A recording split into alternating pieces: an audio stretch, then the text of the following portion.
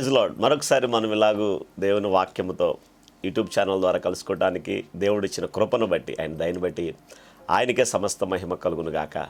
దేవుని వాక్యంలో నుండి మరి ఈ సమయంలో మనము చూడండి, పేతురు రాసిన మొదటి పత్రిక 2వ అధ్యాయము 1వ వచనాన్ని మనం గమనించినట్లయితే, ప్రభువు దయాళుడని మీరు రుచి చూచి ఉన్న ఎడల. చూడండి ప్రియమైన దేవుని బిడ్డలారా, చాలామందికి అభిప్రాయం ఎలా ఉంటుందయ్యా అంటే, దేవుడు అనే ఆయన, ప్రభు అనే ఆయన కఠినుడని, ఆయన మనుషుల మీద కక్ష కడతాడని, పగ తీర్చుకుంటాడని, లేదా కోపమంతటిని చూపిస్తాడనే తప్పుడు అవగాహనలో ఉంటూ ఉంటారు. కానీ మనము సేవిస్తున్న యేసుక్రీస్తు ప్రభు మన కొరకు ప్రాణం పెట్టడానికి పరలోకాన్ని విడిచి శరీరధారిగా భూమి మీదకి వచ్చిన ప్రభువు ఆయన కఠినుడు కాదు, కానీ ఆయన దయాళుడై ఉన్నాడు. ఆయన దయాళుడని మనం ఎదుర్కొంటున్న కష్ట పరిస్థితుల్లో, ఏం చేయాలో దిక్కుతోచని పరిస్థితుల్లో ఆయన దయ కొరకు గనక మనము కనిపెట్టుకొని ప్రార్థన చేసినట్లయితే, ఆయన దయ ఎంత ఉన్నతమైనదో, ఆయన దయ ఎంత గొప్పదో మనము రుచి చూడగలుగుతాం. ప్రియమైన దేవుని బిడ్డలారా, ఇలాగే ఒక అన్యురాలు ఉన్నది. ఆమె ప్రభువుని అప్పుడప్పుడే మందిరానికి వెళుతూ ఉన్నది. ఒకానొక సందర్భంలో మరి అల్లుడి గారికి మరి కట్లపాము కరిచినట్లుగా ఆమె విని, పాపం ఒక రాత్రంతా కూడా, ప్రభా నా అల్లుడిని జ్ఞాపకం చేసుకో, సహాయం చేయ ప్రభా, తను బ్రతికించమని ప్రార్థన చేయడం ప్రారంభించింది. ఎప్పుడైతే ఆ తల్లి ప్రార్థన చేయడం మొదలుపెట్టిందో, అద్భుతాన్ని దేవుడు తన అల్లుడి జీవితంలో దేవుడు జరిగించడం మొదలుపెట్టాడు. చనిపోతాడు పాము కరిసిన వ్యక్తి అని చెప్పి అందరూ అనుకుంటుండగా, ఈ తల్లి మాత్రము ప్రభు యొక్క దయ కొరకు, ప్రభు యొక్క కృప కొరకు వేడుకుంటూ ఉంది, బ్రతిమలాడింది, దేవుని పాదాలు పట్టుకుంది, అద్భుతాన్ని జరిగించాడు.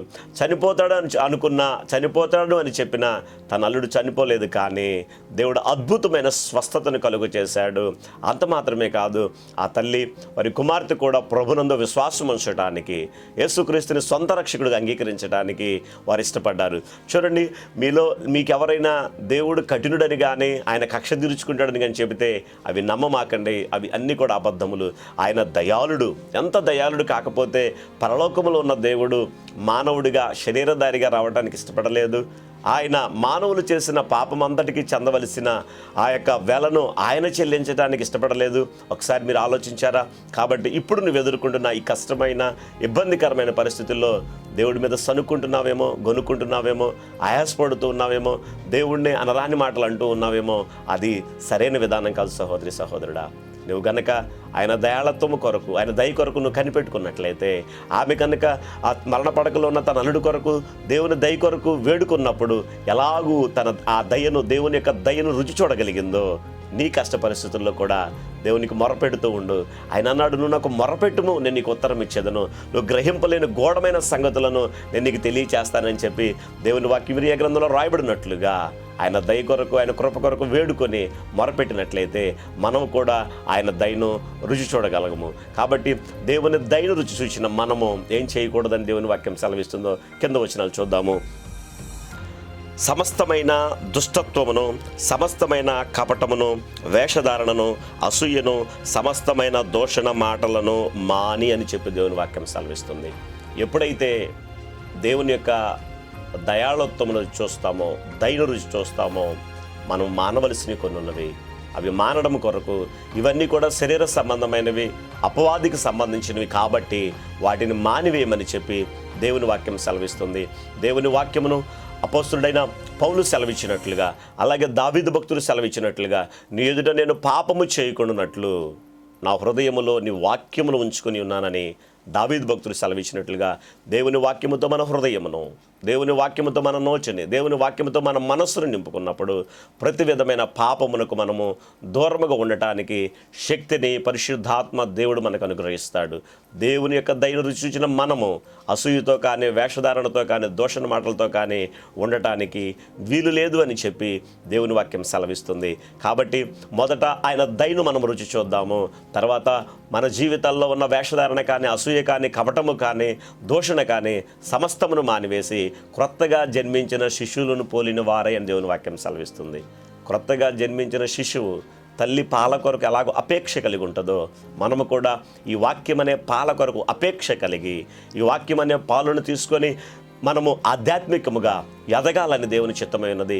పాలను తాగుతున్నప్పుడు అవి జీర్ణించుకొని బాబు పాప ఎలా ఎదుగుతారో, చిన్నపిల్లలు ఎలా ఎదుగుతారో, మనము కూడా మన ఆధ్యాత్మిక జీవితంలో వాక్యం అనే పాలను అపేక్షిస్తూ ఎదురు చూస్తూ తృష్ణ కలిగిన వారమై వాక్యముతో మన ఆధ్యాత్మిక జీవితమును నింపుకున్నప్పుడు ఆత్మ సంబంధముగా మనము శక్తివంతులుగా బలవంతులుగా ఉండగలుగుతాము. అలాగే ప్రభు కూడా ఇలా చెప్పారు, ఎవడైనా నా మాటలు విని దాని ప్రకారం చేయకున్నట్లయితే బుద్ధిహీనుని పోలి ఉన్నాడని వాక్యంలో రాయబడి ఉన్నది. వానలు వచ్చును, వరదలు వచ్చును, అనేకమైన తుఫాను వచ్చింది, ఆ పాటు గొప్పదని దేవుని వాక్యంలో రాయబడి ఉంది. నీ జీవితంలో దేవుని వాక్యము మీద దేవుడు చెప్పినట్లుగా, సువార్తల్లో వాక్యంలో దేవుడు చెప్పినట్లుగా కనుక నువ్వు నీ ఆధ్యాత్మిక జీవితాన్ని కట్టుకున్నట్లయితే ఖచ్చితంగా తుఫానులు వస్తాయని చెప్పాడు ప్రభు, వరదలు వస్తాయని చెప్పాడు, రావని చెప్పలేదు, వస్తాయని చెప్పాడు. దానిలో నిలబడగలగాలి అంటే, మన ఆధ్యాత్మిక జీవితం స్థిరంగా ఉండాలంటే ప్రభు యొక్క వాక్యం అనే పునాది మీద మన ఆధ్యాత్మిక జీవితాన్ని కట్టుకున్నప్పుడు ఎటువంటి గాలి తుఫాన్లు వచ్చినా కానీ, ఎటువంటి వరదలు వచ్చినా కానీ, ఎంత గొప్ప గాలి వచ్చినా కానీ మన ఆధ్యాత్మిక జీవితము స్థిరముగా ఉంటుంది. కాబట్టి మనందరము కూడా ప్రభు యొక్క ఆ దయాళత్వమును రుచి చూచి మానవలసిన వాటిని మానివేసి దేవుని యొక్క శక్తితో దేవుని యొక్క వాక్యం అనే పునాది మీద మన ఆధ్యాత్మిక జీవితములను కట్టుకొని దేవుని వాక్యమునకు దేవుని యొక్క ఆత్మకు విధేయత చూపిన వారమై ఆయన రాకడ కొరకు సిద్ధపరచబడదుముగాక. God bless you. చిన్న ప్రార్థన చేస్తాను. పరిశుద్ధుడైన తండ్రి, మీకు వందనాలు నాయన. ఈ వాక్యము వింటున్న ప్రతి ఒక్కరూ కూడా నీ దయాళత్వమును రుచి చూచే భాగ్యమును దయచేయండి.